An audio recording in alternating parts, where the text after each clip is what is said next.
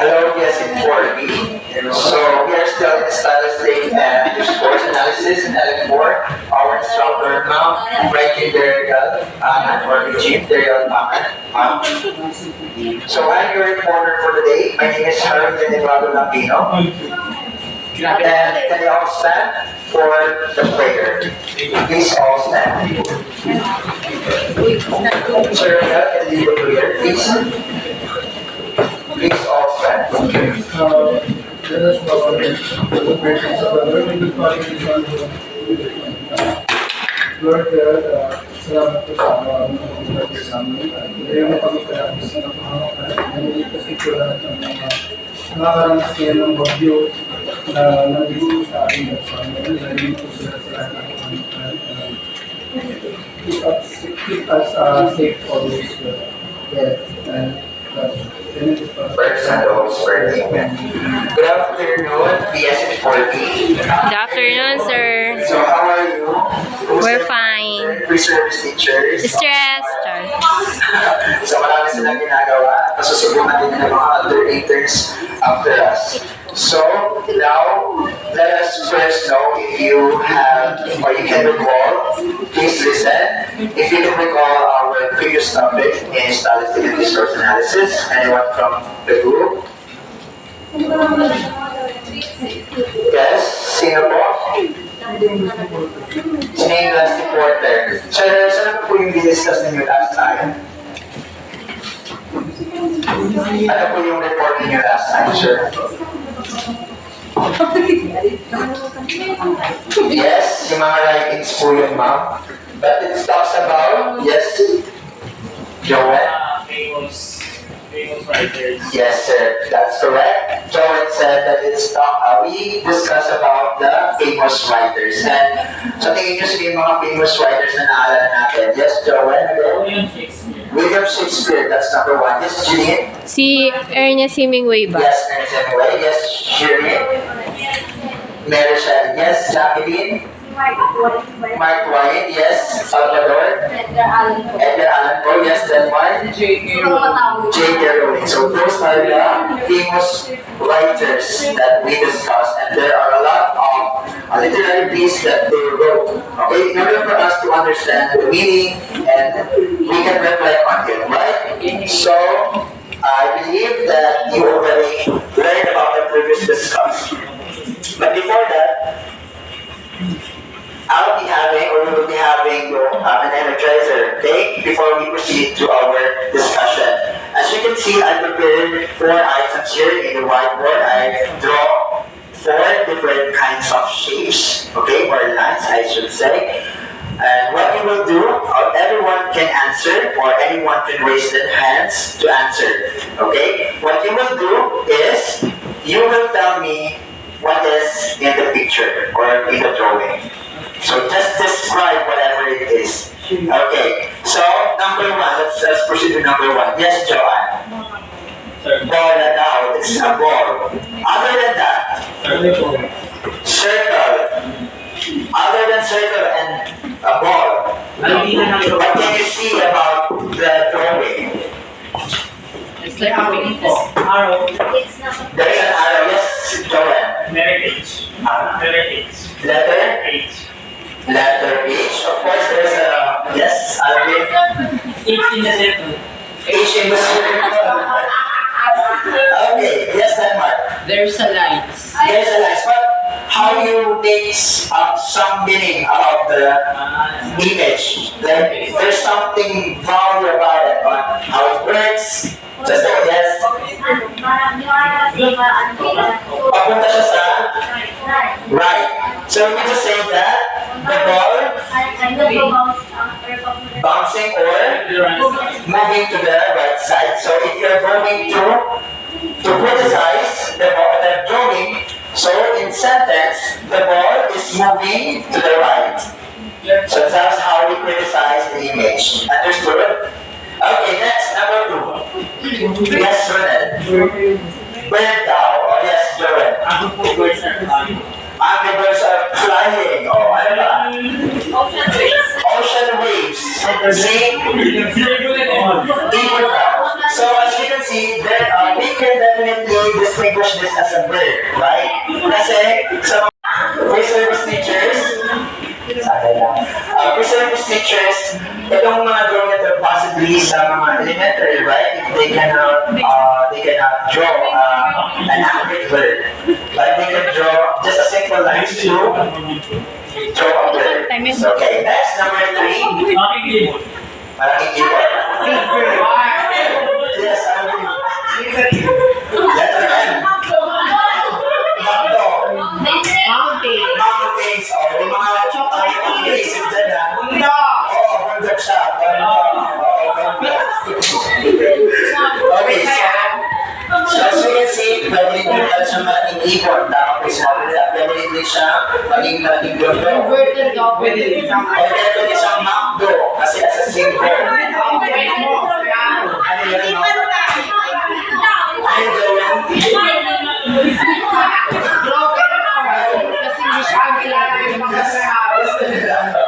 Sabi ko nila, ang God. Hindi ko naman sabi nila. So, mas huwag natin i-educate yung ganun sa mga bata, okay?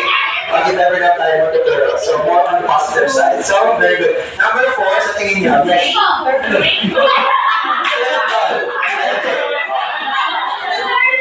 Rainbow, tama. Cave, tama. Tulay, tama. So, yan. Alam pa kayo naman yung sarili.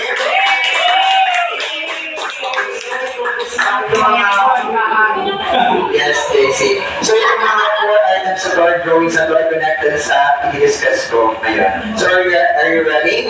Mr. Miss Teachers? Okay. So, now, we are about to discuss the review of critical literary views and theories. We already discussed it last time, with our previous subject. It's our Sir Lawrence.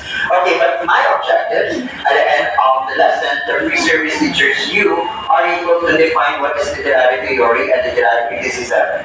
And adopt some literary theory examples. So, what is literature? What do you think is literature? Words in literature. Yes, Iko. Written works or the author's literary pieces. That's correct, Iko. It's all about written words when it comes to literature. So, but more on in statistics and discourse analysis, we will be needing to have more deeper meanings about literature. So, any kind of piece in literature, we are able, or we can definitely have the theory, even criticizing it. Okay, the definition, who will read this? Daniela. Literature is meant to bring meaning, what understanding the message of the and takes us reading. Yes. You have the right tools you can gain in the understanding of the text you read and approach the literature in the topics with confidence. The article presents examples of background information, useful references to help you pages of readers' most essential tools, literary theory, and literary criticism. Thank you, Daniela. So it states there that literature is meant to convey meaning. So, nag-convey talaga ng meaning. Once you read a sentence, for example, or even just a word, okay, there's a meaning, right? And by that, we're able to understand the message, right? So now, sabi dito, if we are going to use right tools, so sa tingin nyo, what are those tools that we're going to use in order for us to understand the text or a word or a sentence or even a whole piece of literature? Literary theories, that's right, Naki. So we will be having that later on, okay? So now, let's move on to the next part. Who would like to read? Yes, Joe. Yes, Maki. Actually, maganda itong pag-usapan. Sigmund Freud interpreted, rightly or wrongly, with the assertion that sometimes the seeger is just a seeker. But what if the seeger in the words read is not? In fact, just a seeker, but a symbol of rational rest and reading tells the narratives, settings, characters of literature. can and operating represent more than one university needs to act. Thank you, Maggie. So, it states there in our presentation, we highlighted who? Sigmund Freud. Okay, so when it comes to Sigmund Freud, he was credited rightly or wrongly about this phrase. Okay, sometimes cigarette is just a cigarette. Okay, sometimes a cigarette is just a cigarette. So sa tingin ninyo, what is the meaning about the phrase or repetition? Sa tingin nyo, ano yung pinaka parang meaning niya in your own perspective since there's a lot of ambiguities that we have. Yes, Maki. Sometimes the cigarette is just like a denotative meaning. A denotative meaning. So, when it comes to denotative meaning, or let us say connotative meaning, it's either way, right? It's either way. However, sometimes a cigarette is just a cigarette. But sa tingin niyo, if we are going to reflect to those people who use cigarette, sa tingin niyo yung mga nagsisigarilyo, alam natin that it is wrong. But what do you think? Why they're doing it? Yes, Ian.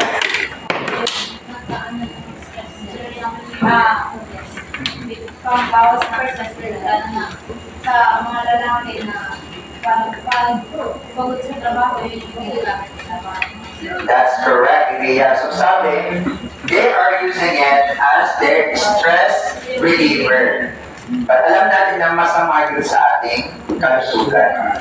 Okay? But if you are a person who are doing or using cigarette, you will feel that I have a best friend, someone that I can talk with. Di ba yung mag-usapan mo, but yun yun. But we are not educating everyone to use cigarette, right? But to prevent using it, right? As much as we could. But when it comes to this quotation, there's a lot of meanings that we could convey, right? Yes. Okay, so understood? Yes, sir. Okay, thank you that Mark. So, in this part, those underlying meanings to help you. First is to understand the meanings, symbols, and motifs presented in the text. So, when it comes to literary piece, literary piece, kahit na hindi pa natin nababasa, di ba, before, we had a lunch book, di ba, before. Mapapansin nyo natin, the book is either love, itong din is love, iba naman is tragedy. Mapapansin nyo na kung dark yung.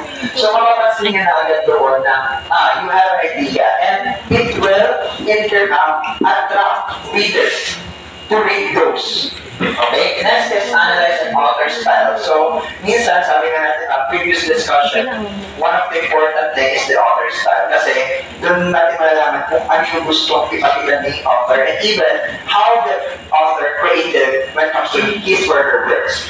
Okay, next is write a critical essay or analysis of a book. So, when it comes to that, it's just like a reflection or more study about a certain piece. For example, kayo ay curious sa isang bagay na nabasa ninyo, then you will have to have a critical essay or analysis of the book, and for sure, meron niyang output. Next is engage in comprehensive literary discussion. So what do you think? Saan nangyayari ito? Number 4, engage in comprehensive literary discussion.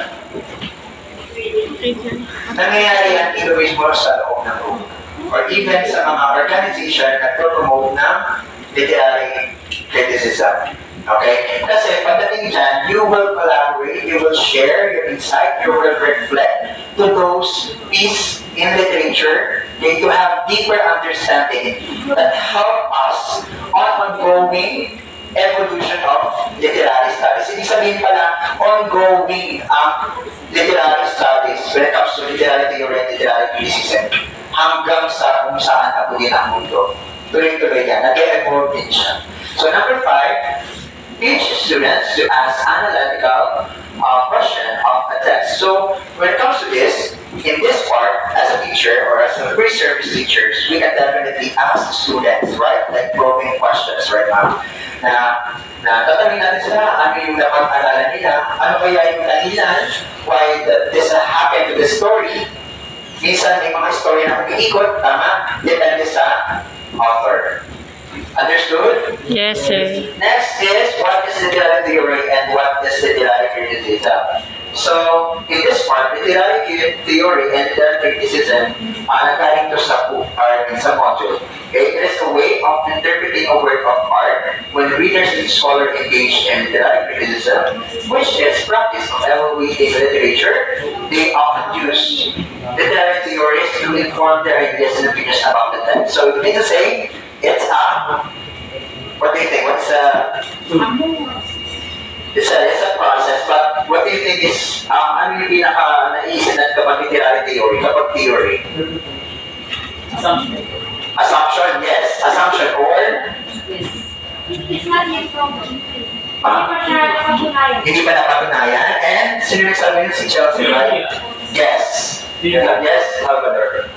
Literary theory is like an eyeglass that Eyeglass. a certain piece in a certain, parang may bias ka kumbaga. Yes, actually, tama yun. Discuss din natin yan. It's just like an eyeglass. But, if you're going to use the eyeglass, that will, literary criticism will work. Okay, we can use that. Yes. It is a continuous study.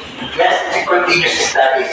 Means to say that we need to prove something. We need to have a research, more discussions, more research, more readings, and more what? Quantitative or qualitative, di ba? Kahit saan sa dalawa. And next is literary criticism.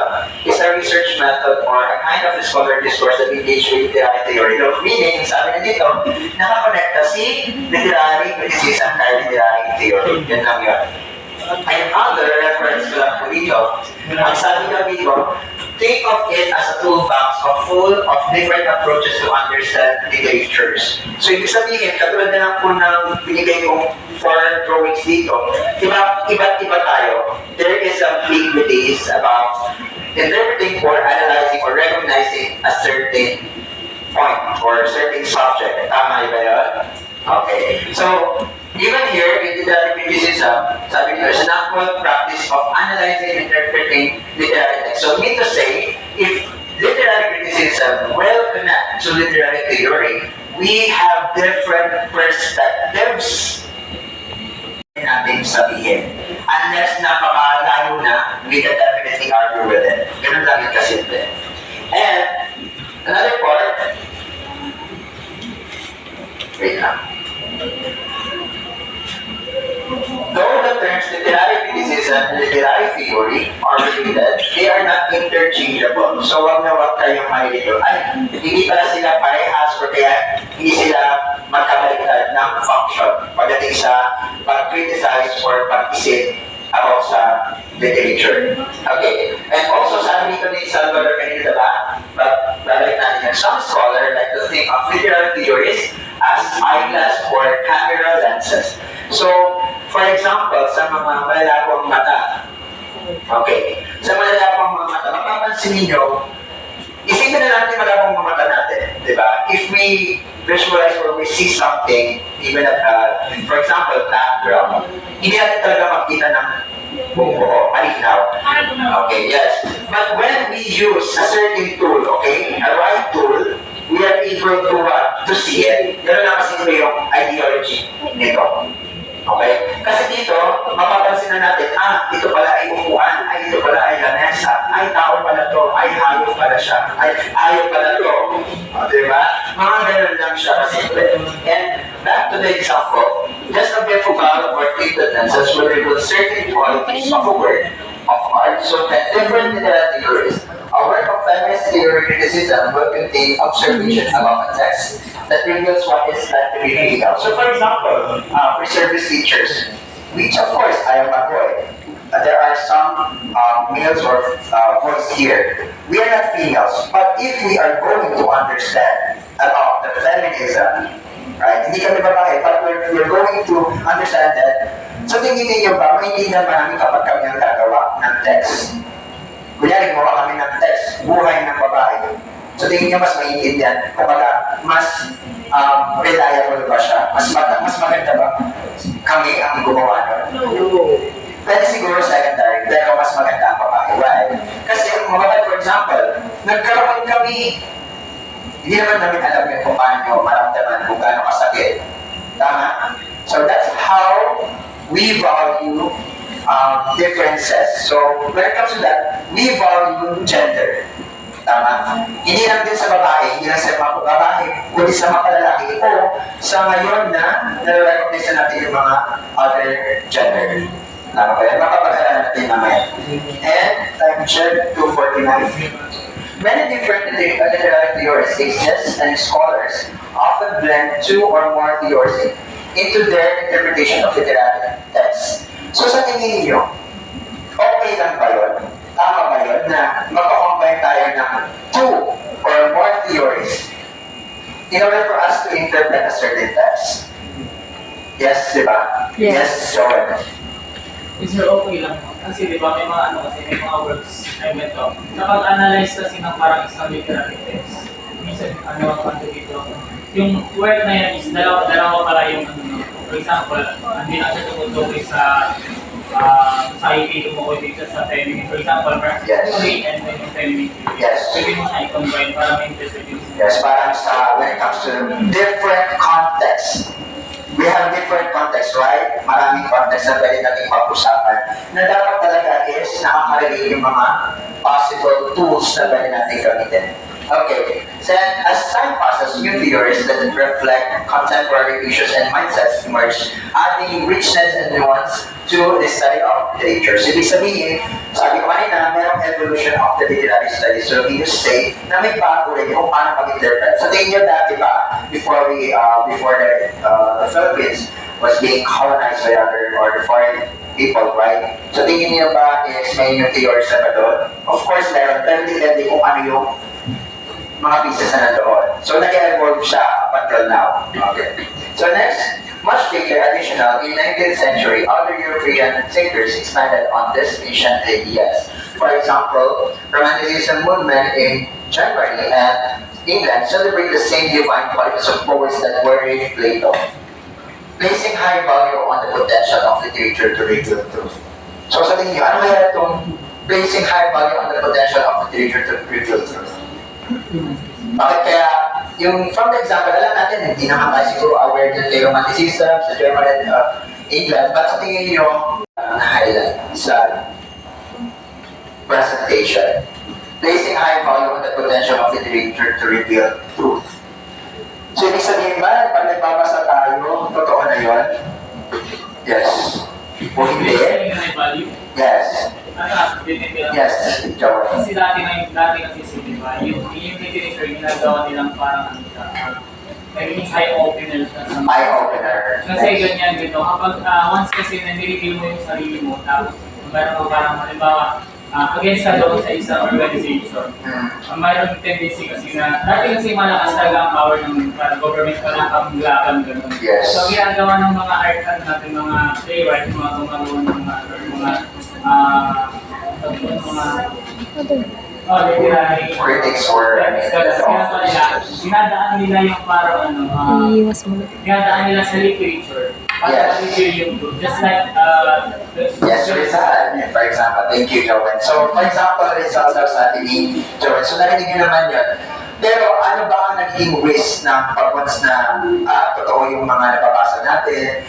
Minsan, nagkakaroon po sa atin na bakit na epekto, di ba? Katulad na lang kay Rizal, sinabi niya yung mga important things or important information or experiences na kailangan natin malaman in order for us to know our rights, okay? To fight for what is right, okay? But, yun nga, yun yung kinakatakot ni Plato. Kasi, syempre, pag sinabi mo na lahat ng totoo, okay? Possible, may mga tao mapapahamak. Yes, mga kapahamak para sa iyo. So, next is the literary theories of the 20th century have certainly followed suit. Contemporary thinkers continue to demonstrate to students and scholars alike that literature has the power to illuminate what it is to be human in the context of societies in which we all live. So, alam na natin dito, sinabi na dito, it has the power to illuminate. Meaning to say, nakakatulong o kaya naman malaking epekto sa atin ang literature. But if I'm going to ask you, reservist teachers, here in our 21st century, right? 21st century na. Ano kaya yung nag-evolve when it comes to the power of the literature? Yung nag-evolve ngayon sa 21st century. Ano yung mga ginagamit nyo ngayon? Technology. Ano yung mga nagagamit nyo sa technology? Ano yan? AI. Ano yung mga ano kayo nakalagay dun sa AI? Informations. So yun yun. Nag-evolve na siya through time. Easy access sa media, that's correct. Unlike before, we use traditional ways or conventional ways, ang hirap. Pero ngayon, easy na natin nakukuha. Okay? So, when it comes to those advantage that we have right now, dapat mas tayo yung umiintindi namin ng mga bagay-bagay. Okay? Hindi lang tayo basta-basta mag-criticize ng kung gusto lang natin. Tama? Pati sa art na siya, digital na. Yes, even art, digital na rin. Kumbaga, all kind of literature na naka-include sa literature, nag-evolve na siya right now. Yes. Okay. So, understood? Next. And then, pinaka-last part, enumerate lang natin and some discussion. Literary theories. So, ito yung sinasabi ni Maki before. In addition to feminist and Marxist literary theories are already mentioned, there are many literary theories or lenses through which one can interpret a work of literature. Here are several examples. So, alam na natin yan, tama. Yan yung structuralist theory, psychoanalytics. Itong psychoanalytics, sino kanino kayang Sigmund Freud, dapat. Ano yung ano niya, tatlo niya? Ego, and superego. So, desire. Conscious. Okay, next. Ito na po yung pinaka-umpisa, structuralist theory. So, ang pinaka-highlight na lang dito is structuralist theory gained notoriety in 1920s. Talaga, 1920s yan. And since it has been widely accepted as one of the more complicated literary theories in existence, so siya yung pinaka-complicated among the other tools that we can use. In a nutshell, structuralists look at how language and linguistics operate as a kind of written or oral code. So, ibig sabihin dito kasi, kunyari lang, we are referring to, or we are focusing or dealing with just one sentence, okay? Pag may nagkamaling grammar, tama, maiba na yung meaning. Tama tayo, hindi na kasi lang. Pero kapag tama yung sinabi mo doon, grammatically correct siya. That means to say that the reader or the listener, if voice ang pagkakarinig, possible na mas mga listeners or readers. Okay. So, next is psychoanalytical theory. Nabanggit din is Sigmund Freud, which is taong 1856 to 1939. He is a Austrian neurologist. Okay? Psychotheory originates from the work of Jung. And aside from that, as a literary theory, it emerged in what year? 1930.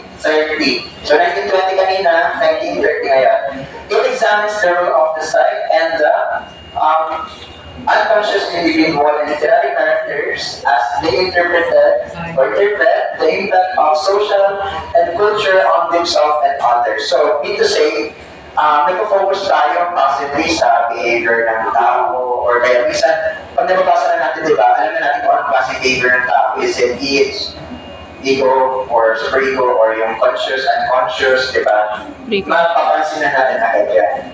Okay. So, do you have any question? Number 3, Marxist theory. So, sa tingin yung pinaka-naalala niyo sa Marxist theory? Yes, Joey. Sir, sabi Marxist theory, ano po yung sa parang nangyayari sa mundo? Ano yung Nangyayari sa mundo. social issue? Social issues. Yes, Salvador. It's the capitalist system and the Capitalist system? bourgeoisie and proletariat. Yes, that's right. So, doon sa mga nabanggit nila, tumutukoy dito si Marxist theory, pre-service sisters. Okay, so, sa inyo, ano kaya yung pinaka-example na piece na pwede nating example sa Marxist theory? Na pwede nating i-criticize? Ano kayang title na yun? Yung Romeo and Juliet na yung sinabi ni Sir. That's correct. Romeo and Juliet. Ano ba si Romeo sa Romeo and Juliet? Siya yung mahirap. Yes. Si ano ba? Si Juliet yung mayaman. Pero merong given or merong barriers or may laban doon sa when it comes to their social class. Okay. So, ganun lang yun. Marxist has been studying the tension between social classes as they appear in literature and elsewhere. So, sa tingin niyo ba, pwede ba dito tayo, pag tayo pre-service teachers, pwede ba tayo magbigay sa mga bata ng dialogue or debate? Yes. Yes, pwede. Pwede. Pwede naman validate. Para at least, makita natin if they truly engage with understanding deeper understanding the literary piece. And also, additional, it examines how a text use qualities to uphold or challenge social norms. So, minsan, pinapatama ito sa totoong buhay. Prejudice. Diba? Oo, isa So, next, yes, politics. Normally politics talaga. Next is feminist theory. Alam naman natin yung feminism, di ba? Tumutukoy siya sa mga kababaihan. Engaged in 1960s, alam natin. And the interest of feminist scholars like the various definition of feminism itself do not always overlap, sabi nga. One overarching concern does unite all feminism. So, sa tingin niyo ba, overdose na ba yung pag-tolerate, hindi naman sa pagkalit, pag-educate or pag-support sa feminism right now? Sa panahon na to? Or okay lang? Okay lang. Hindi pa naman siya overdose. Only women, yes. But for men, sa tingin niyo, para sa kanila sobra na. Totoo yun. Pero, as a man, we should understand their value kasi babae sila. Iba ang kakailangan ng lalaki sa babae. Kaya sabi mo, yan, LGBT, itong boy, di ba? Totoo yun. So, we should have value or we value their gender despite of their definitions of themselves or identification. When it comes sa rights, basta mapaguran yung rights ng Babae. Yes. sa isang bagay, kapag ang na-turbiyan. Depende. Depende pa rin. Pero pag sinabi, babae ng turbiado, kasama na yung human rights. Yes, yung Ay, oo, sa bagay. Doon sa usaping yun. Pero yung sa ano, hindi. Pag lalaki, kailangan ano kami dapat, di ba? Minsan, doon na depende sa culture, di ba?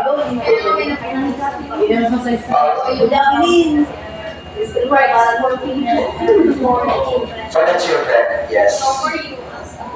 Sa akin, sabi ko para sa akin, okay na as long as alam din yung limitation ng babae. Oo, yun nga yun, yung limitation. There's a lot of laws or advantage or yung mga pwede natin magamit as a person, as a human, when it comes to our human rights, right? But for me, kailangan alaman natin kung kailan lang gagamitin yun. Hindi yung, may right ako kasi ito, hindi mo ako pwedeng galawin, pero lang, basta-basta ka na lang. So, it depends on the situation.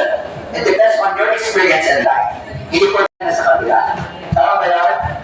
Okay, so yun lang yun. Case-to-case cases, that's correct. And the power dynamics that stem from stereotypes and discriminatory practices involving women. So, ito lang kasi dati talaga, ako, kung manonood lang kayo ng Pulang Araw sa Netflix. Yes, sobrang inaabuso yung mga babae. Diba? Grabe yung mga experiences sila before. Kawawa talaga sila. So, makulit yun. May hanggang maaari. Pero may mga gumagawa pa rin, pero as a criminal case na talaga siya. Diba? Kaya as ano talaga. Okay, so next, ano matasa tayo? Last three na lang.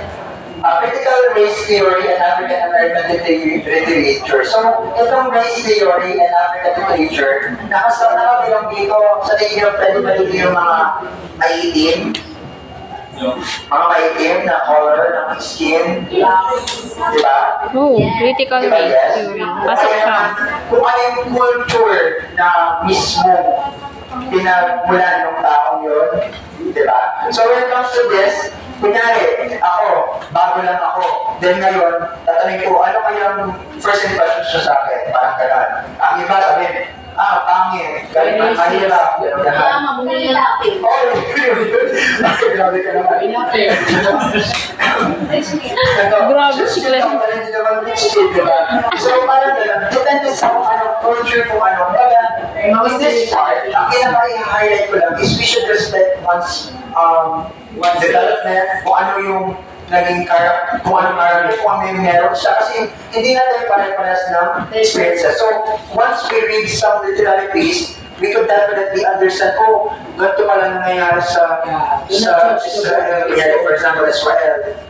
When it comes to news na lang, di ba, news, na, ganun pala nangyayari, nag-aaway ba? Kasi ang right nito, tama naman, pero right nito, tama naman. So you can differentiate, but both of them are correct and wrong.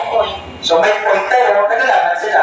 So when it comes to those things, we can definitely have deeper understanding. Pero minsan kasi, ang nangyayari sa atin ngayon, the more na pinapakomplikado natin na intindihin, mas lalong naging komplikado talaga. Depende sa approach. Sana minsan, mas maganda na lang yung one approach, okay na, ganun na. Pero may kasi dami ng approach eh. Pero, as a critics, kayo, future critics or critics now, kailangan maayos natin gamitin ang critical race theory na when it comes to race theory. Kasi yan, minsan, depende kasi sa tao, baka mamaya, kunyari ako, Filipino ako. Pero isipin ko, hindi ako Filipino. I-criticize ko yung sarili ko Filipino. Parang gano'n. Dapat open lang kayo, hindi yung, Filipino yan, or American yan, magiging bias ka na. May stereotyping. Yes, stereotyping na nangyari. Okay ba yun? Next is new historicism emerged in 1980s. So, literature reveals the right interpretation of historical events rather than the actual facts of events. So, ano kaya yung sinasabi nito? New historicism. Sinasabi lang dyan is, we are interpreting historical events from the past. Tama. Kunyari, meron tayong binabasa when it comes to mythology. May mga iba doon sa tingin totoo. Naka-write siya, oo. Naka-write siya, nakalagay siya literature, pero totoo pa. Okay, parang ganun yan. Ibig sabihin, in that art, in that study, literary study, we can have many conversation or dialogues about it. Tama? Some will believe, some will not. Okay? Next, gender studies and queer theory. So, ito na yung saan? LGBT. Kasi ito na yung nag-evolve sa pag-understand ng kanilang rights, why they are here, bakit meron silang gano'n. Okay? So, pagdating dito, nag-evolve na came out to about in the 1990s, and scholars of this school developed their ideas about literature while thinking about gender and sexuality. So, dito sa part na to, mas sa tingin nyo, powerful na rin sila this time, right? Okay, so pero, advice ko lang, sana, syempre alam ko may mga iba dito meron, that if you're going to educate LGBT, genders, dapat alam din nila, parang ganun din sa babae sa lalaki, na kahit alam natin meron tayong mga hawakan, we should know. Na parang, kunyari, alam na natin mayroong tubig dyan, nakainom na tayo, inumin mo pa ba? Parang i-reserve mo na, parang sige yan mo na lang. Unless kailangan mo kapag naiinom ka na, doon mo na lang inumin. So, but when it comes to gender right now, bukod sa physical interaction sa kanila, meron na rin silang sarili. Di ba may batas na rin ata sila? May mga something na sila. Hindi pa ba? Pero ang magandahan lang, when it comes to gender studies and queer studies, may mga iba na rin na authors, hindi na lang pagkakalaki, LGBT na rin. So, minsan, matututo ka na lang sa kanila, even minsan, may nagsasalita na ng ganito. Diba? Language. Mga language na. Kung baga grabe yung evolve ng literary studies, sobra siya nag-evolve. So, hindi natin alam kung itong mga theories na to or itong mga tools na to is ito na lang ba kung meron pang mag-evolve. Okay. Ano yung language na Sir Harrison? Ano yung language niyo doon? Gaming go. And last one is post-colonial studies. Post-colonial studies emerged in 1990s, developing literature by writers representing both Western colonizers and the colonized. So pagdating dito sa post-colonial studies, post-colonial, ano yung post? After colonization. Ano kaya yung naging effect sa atin? Sa tingin niyo? Ng post-colonization. Yung mga when it comes to literature, yes, Denmark. Wala. Yes, Maki. Ano yung naging epekto sa atin ng post-colonization pagdating sa literature? May mga writers, for example, American writers, So, may nabasa ako na yung mga way na sila yung mga Filipino, na-adapt daw nila yung mga styles and how they write certain things. So, na-adapt daw yung mga Filipino writers from American writers yung style. That's correct, Maki. So, ang sabi ni Maki is na-adapt daw natin yung different styles na previous authors or yung mga naunang mga tao. So, up until now, kung sino yung mga mahihilig magbasa, magsulat, tama? So, ang nangyayari dyan is na tutulad tayo. Okay, nagkakaroon tayo ng adaptation regarding when it comes to their styles. So, do you have any questions so far? Wala na, clear naman siya. So, ngayon, that is the end of my presentation. So, yun. Thank you so much.